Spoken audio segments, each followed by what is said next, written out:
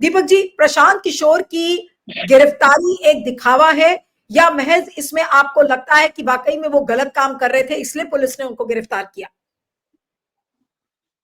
नमस्कार नीलू जी। प्रशांत किशोर की गिरफ्तारी, प्रशांत किशोर की पॉलिटिक्स, प्रशांत किशोर का चुनावी पॉलिटिक्स, ये सब लोगों ने देखा।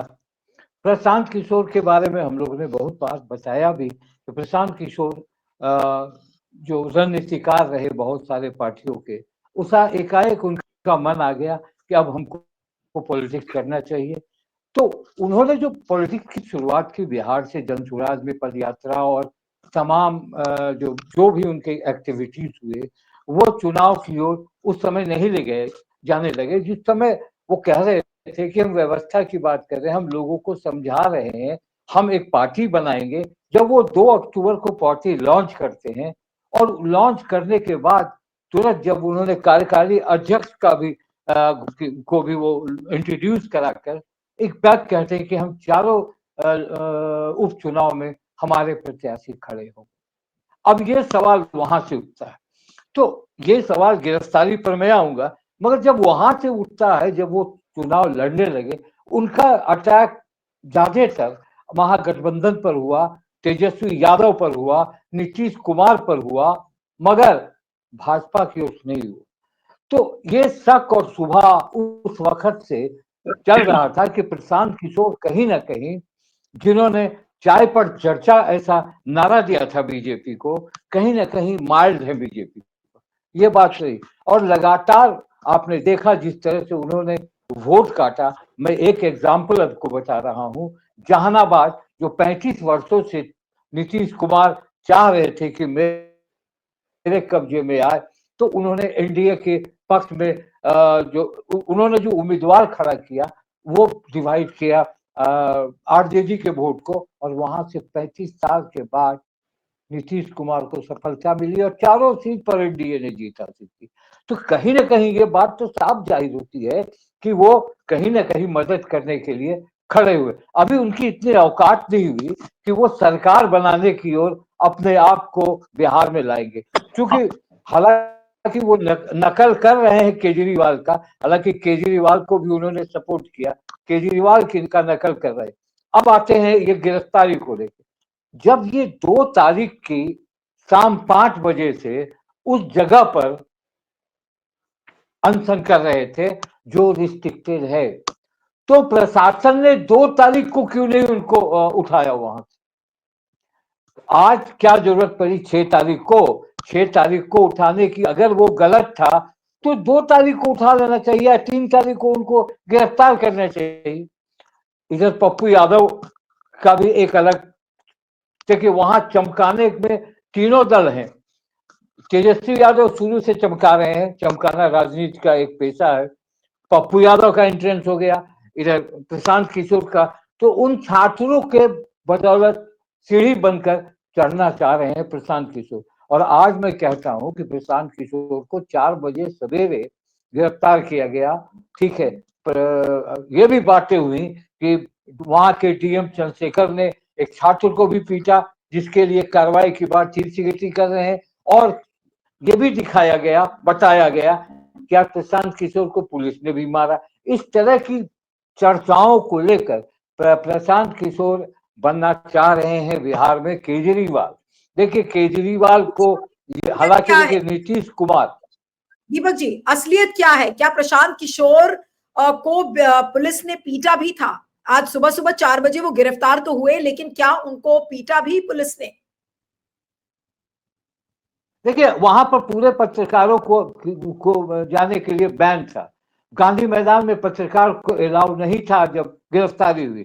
4 बजे सवेरे गिरफ्तारी होने का मतलब है कि सारे लोग सो रहे होते हैं और गिरफ्तार करो। जिस तरह आपको याद होगा लाल कृष्ण आडवाणी को लालू प्रसाद यादव ने समस्तीपुर में 2 बजे रात में गिरफ्तार किया था, ताकि प्रेस का सारा काम खत्म हो जाए और हम गिरफ्तार कर ले। ये भी एक मोटो था उनका, 4 बजे, ताकि वो भीड़ भाड़ ना हो, ताकि पब्लिसिटी ना हो, ताकि पत्रकार दौड़ के न चले आए। यह सारी बातों को लेकर उनको गिरफ्तार करके उन्हें एम्स में उनका मेडिकल चेकअप हुआ। और कहते हैं कि फतुआ में स्वास्थ्य केंद्र उनको रखा गया, अनशन उनका जारी।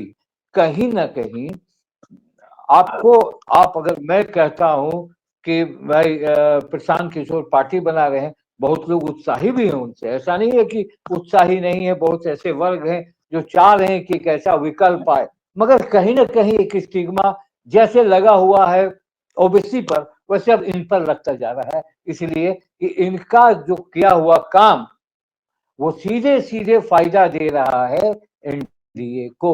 तो आज इनकी गिरफ्तारी है। अब आरजेडी जो है, आरजेडी ने अपना एक स्टैंड खोला, उन्होंने कहा कि राजनीति चमका रहे हैं। राजनीति तो सब लोग चमकाते हैं, तेजस्वी भी चमका रहे हैं, पप्पू भी चमका रहे हैं, नीतीश भी चमका रहे हैं, और प्रशांत किशोर भी चमका रहे हैं। तो मेरा ये कहना है कि ये गिरफ्तारी 2 तारीख को क्यों नहीं, जब वो धरना पर वहां रिस्ट्रिक्टेड है, हाईकोर्ट का ऑर्डर है, तो फिर आपने 2 को क्यों नहीं गिरफ्तार किया। आज अमित शाह का प्रोग्राम है बिहार में 2 दिन का। अब अमित शाह के प्रोग्राम के पहले हो सकता है कि गांधी मैदान में उत्पात न हो, गृह मंत्री आ रहे हैं, ये मामला भी हो सकता है।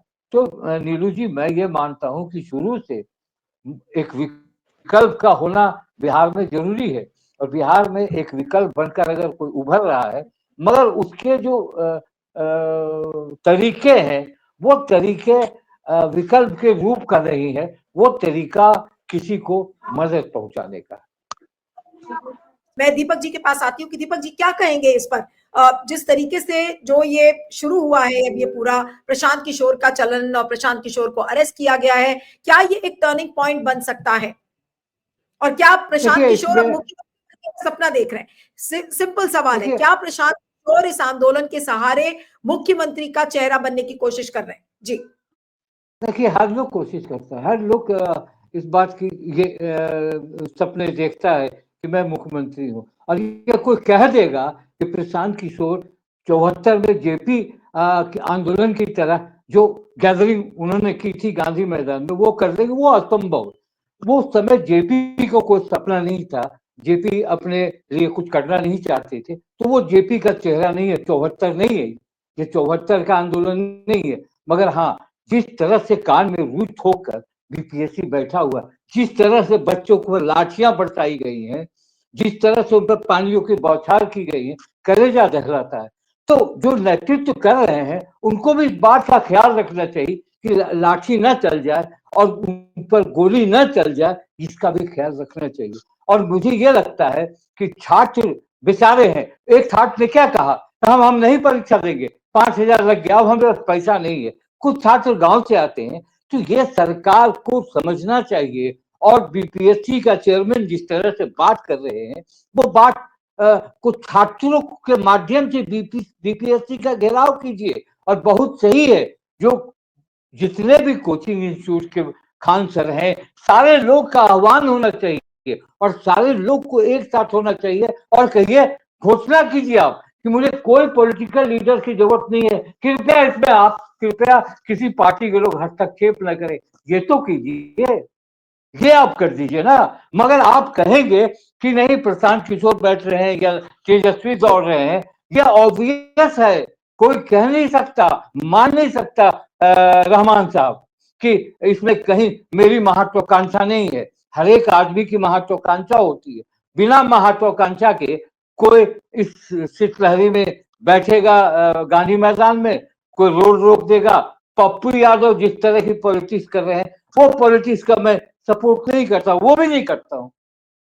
क्या आप रेल रोक रहे हैं, रेल को खड़े हो रहे हैं, छात्रों की समस्या को लेकर इतना ही दम है तो मुख्यमंत्री के घर का घेराव कीजिए। आप लाठी मत खिलवाइए बच्चों को आगे लीड करके, बच्चे लाठी खा रहे हैं, किसी को चोट लग जाएगा, उसकी जिंदगी बर्बाद हो जाएगी। ये सारी चीजों को देखिए। मैं इस हर व्यक्ति इस बीपीएससी के बच्चों के साथ है, सिर्फ आप नहीं है रहमान साहब, मैं भी हूं, क्योंकि मेरे भी परिवार के कुछ बच्चे हैं उसमें। ये कहना कि मैं हूं, ये नहीं कह सकता। हर घर के हर लोग परेशान है। जब लाठियां बरस रही थी, जब पानी ठंडी फुहारें मारी जा रही थी, उस समय मेरे रिलेटिव 10 लोग वहां थे, 8 लोग थे, मुझे भी डर और भय था। इसको इस तरह से न बोलिए। कोचिंग इंस्टीट्यूट के लोग जरूर अच्छे काम करते हैं, बहुत अच्छे बात करते हैं, बच्चों को ये करते हैं, क्योंकि शिक्षा की व्यवस्था लचर हो गई है बिहार में। कॉलेज में नहीं पढ़ पाते हैं तो कोचिंग करेंगे ही, दूसरा कोई रास्ता नहीं उनके पास। इसीलिए मुझे माफ करेंगे, मैंने जो कहा, मैंने प्रशांत किशोर का या ना मैं पप्पू यादव का, मैं 40 साल की पत्रकारिता किया हूं, मैं सबकी रग रग जानता हूं।